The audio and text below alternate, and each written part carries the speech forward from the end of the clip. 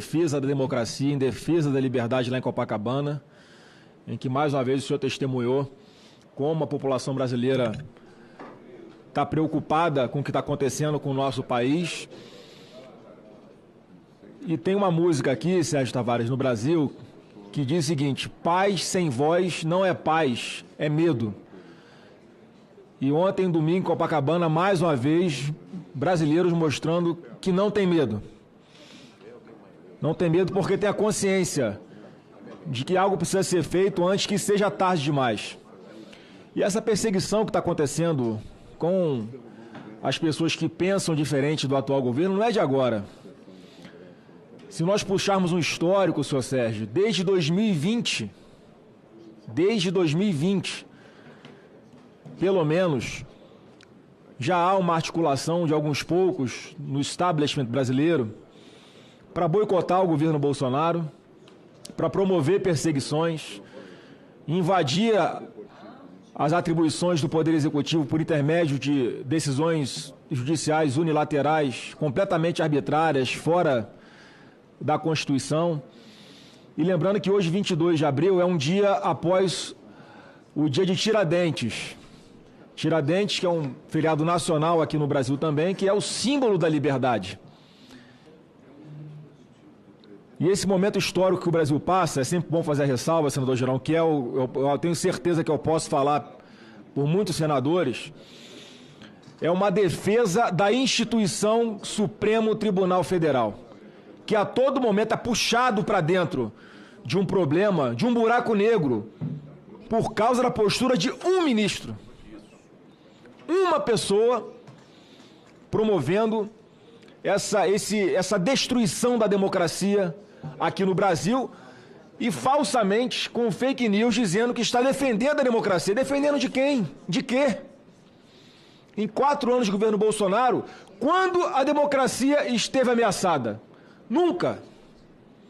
Não tem um ato do presidente Bolsonaro de ameaça à democracia. Em praticamente todas as vezes, senhor Sérgio, ele se posicionava publicamente para se defender de alguma acusação, para se manifestar de alguma perseguição, de alguma injustiça que ele sentia e precisava externar ao povo brasileiro. E não à toa,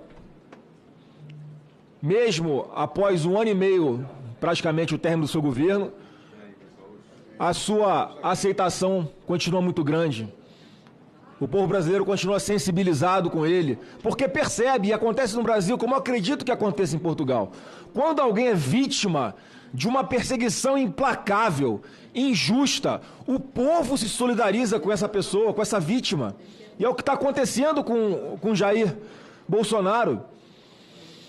E nós aqui no Senado, eu quero reafirmar isso aqui, que já falei numa outra oportunidade, mas faço questão de repetir. Senhor Sérgio, os 81 senadores sabem que existem fundamentos e razões para fazer impeachment de ministro do Supremo. Todos sabem. Quem tomou a decisão de retê-lo para essa... Todos sabem que existem fundamentos e motivos para fazer impeachment de ministro Supremo. Enquanto o próprio Supremo não se autocontrolar, essa instabilidade política no Brasil não vai acabar. E num futuro muito próximo, caso isso não aconteça, é inevitável que haja impeachment de ministro. O próprio Alexandre de Moraes está trazendo esse tema para a mesa de bar da população brasileira. Lá em 2026, senador Petecão, quando nós estivermos em campanha presidencial, o assunto vai acabar deixando de ser insegurança, problema em hospitais, problema em transporte público, para ser impeachment de ministro do Supremo. Vai precisar chegar nesse ponto para que eles próprios se autocontrolem, façam uma autorreflexão com humildade. Eu fico pensando assim, será que eles não têm um amigo, um parente, alguém próximo para chegar e dar um toque, ó, já deu, foi longe demais. E o seu caso aqui, quando estava fazendo a imigração de Portugal para o Brasil, é mais um exemplo das atrocidades e como uma parte da Polícia Federal ficou aparelhada. Trabalha para atender à vontade de um ministro do Supremo. E o que esse Twitter Files nos revelou é só a comprovação do que a gente já sabia. Mas agora comprova, senador Petecão. Porque está mais do que provado que o Alexandre de Moraes, já durante a campanha, enquanto presidente do TSE, ele contratou pessoas para monitorarem qualquer palavra em rede social para que provocasse o ministro Alexandre de Moraes para sozinho tomar as medidas de censura, de perseguição, de bloqueio de contas, de suspensão de financiamento às pessoas que ganhavam o pão por intermédio da rede social, do Twitter, do YouTube, do Instagram, seja lá o que for. Isso não tem amparo em lugar nenhum, em nenhuma Constituição que esse Brasil já teve. Nem no regime militar, senador Mourão, acontecia atrocidades como essas.